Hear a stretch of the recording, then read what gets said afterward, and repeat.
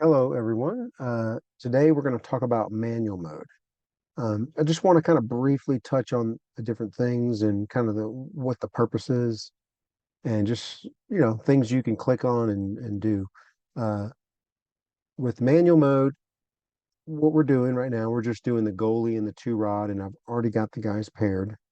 So if you haven't watched the pairing videos or the Beely Connect, then I suggest you go back and watch those first. Okay. So I'm going to go into the goalie rod. Uh, Now, by default, the position and range, just when you refresh the app or whatever, it kind of sets them in a standard defense and just kind of blocks in its area, and the other guy, two rods blocking in another area, right? Just to kind of cover the goal. So, um, if you should have already watched the position and range videos. The idea with the manual mode is to sort of create there's two versions of it. One is the non-advanced and one's the advanced. Okay. A basic manual mode, not advanced, which we'll talk about in a second. Um, the advanced mode, I mean, the non-advanced is simply you set a position in a certain range for the goalie to be in, which in this case is 184 and 43. And then you would set, in theory, you'd set the two rod to be in another range. Okay. And it would move in its range, and they're never going to switch. They're just going to randomly move in that range. Okay. And what I mean by that is I'm actually, just to show you, I'm going to unpair them. Okay. Because I just want one rod to move. I'm going to go to the goalie and I'm going to hit start. I want you to watch where he moves. Right. So he's just randomly moving from about the middle of the goal to the end. And that's just what the range is currently set at. If I change from random, which random is the two little arrows that are kind of like that, that just means kind of random, move in a random area. If I change it to shuffle, it's going to go back and forth, back and forth. See that? In its defined range. Okay. Now I can shrink that range. I can shrink it, right? Look, see it shrinking? Look, he's barely moving. See that? And then I can expand it. See that? Now he's moving more than he was before because he's 68, right? So by default, it'll be around 40 something, I'd say 43 or whatever. Okay. Now, a couple of things. Uh, One is if you're, say, in random mode, if you click the options window, there, if you look below here, there's something called activate advanced options. Now, there's a video, specific video that talks about this, right? But I want you to watch the gold bar on the side here, this gold bar, right? Because when we talked, the rod could only move, if you watch my arrow here, from around here to here, right? If I click advanced options, look what happens to it. It expanded the rod the full range of the goal here. You see that? It can move now because the advanced options, it basically takes control of the complete range of that guy, and it starts using these advanced tech software to try to create these realistic defenses. Now, it wouldn't be too realistic if it was just moving the goalie, right? So I just want to show you. If I go back here and I pair these guys and then set manual mode, and so if I turn it off just for a second, you see it'll go back to whatever you currently had it set to before. But if I click advanced, it goes to here. And if I go to the two rod and look, see, he's also wide, right? So what's happening is in advanced mode, if you set any of these things like dynamic defense, standard reverse, cheat middle, switch rate, duration, dynamic speed, out of control, right? That they can move anywhere. Well, or the hard pause, right? What's going to happen is the software is going to say, oh, I'm allowed to move this full range and you're allowed to move this full range. But the software is going to start controlling, oh, move here. Nope, switch, right? Move here. No, hard pause or out of control. You can move anywhere you want now, right? And it's going to try to create the most realistic defenses. So if you just got your food fits and you're like, I don't know what's going on, but what can I do to start practicing? Well, you could come here, go to manual mode, click advanced options, click a couple of these options here. Maybe you should go watch the manual mode advanced options video so you understand what's happening. And then just hit start, right? So if I do this right now, I'm gonna just turn these off so you can see. Only thing I have turned on is dynamic defense standard reverse, and the switch rate is low. Just an example. And Chucky is not on, okay? So if I hit start, it's gonna do a calibrate first. So it did a calibrate, and then it's gonna start moving. Look, it's in standard now, right? Oh, it's in reverse. See that? Because the software is controlling that, right? And the switch rate's low, so it'll stay in reverse for a while. And then look, it goes to back to standard, right? Now, I'm not going to go into all the details of this, but you could do other things like dynamic speed. It'll change the speed independently of each rod. So want to move faster or slower, right? You're trying to create what somebody would do in real life, right? So that was the goal of the advanced options. Now, I'm not going to talk about this anymore. You can play with it later. Oh, actually, I am going to turn it off though, so I can show you the next thing real quick. Uh, if you set your mode to shuffle, okay, we talked about that, right? It's just going to shuffle back and forth. See that? But if you notice, they're shuffling, but they're not in any kind of sync, right? Like the Lewis Cartwright shuffle, because they will look, they're back in sync. It's totally random. It's happening completely on accident. Um, there's also a video called Shuffle Sync Lewis Cartwright Defense, right? Which will explain all the details of that. But just real briefly, if you wanted them to be in sync, you hit stop. You can go here in the PID, hit Shuffle Sync. Now, watch that. When I hit that, look, lined them up. I hit the shuffle button. Whenever you hit the shuffle button and the PID is not on, it won't do that because it doesn't think you want to do anything special. Now, if I hit start,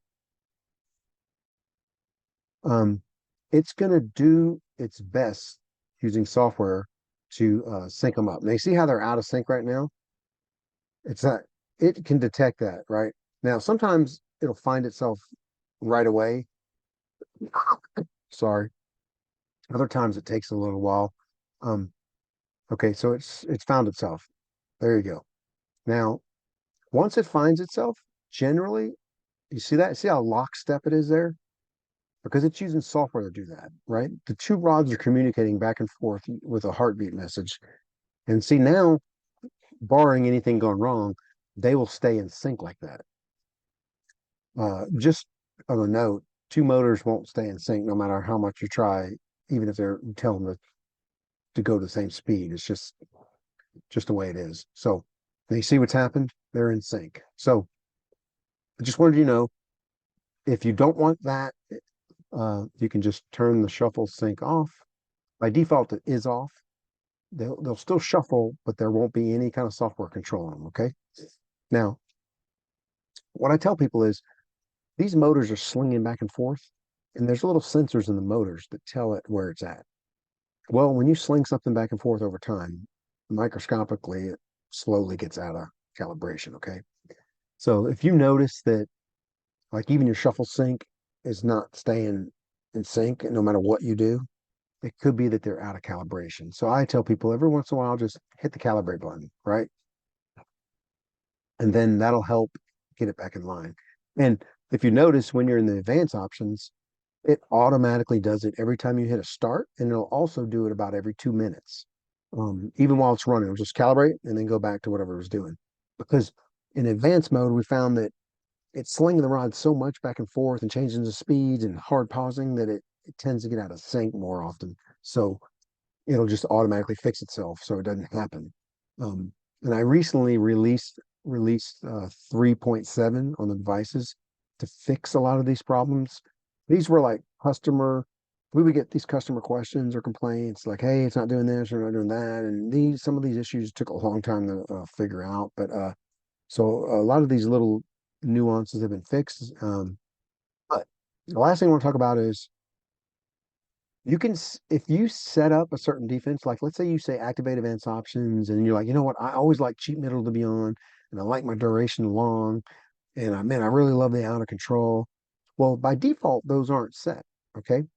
You can come here and you can say under your name, it'll automatically, you can say just, you can do call it whatever you want, but let's say it's Dennis Advanced Options one, or maybe you have three, right? One, two, three. Say create new. Okay. Now, what it just did was it created a defense, or it remembered what you did there. Okay. So now it's right there. When you first create it, it drops it to the bottom, but when you relog in later, it will be at the top. So if you just go here and you click, you'll see your option at the top there. But look, Dennis Advanced Options, right?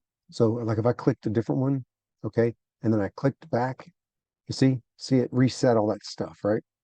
These other things that you're seeing here, you see how it says system? Because that means they're owned by the system.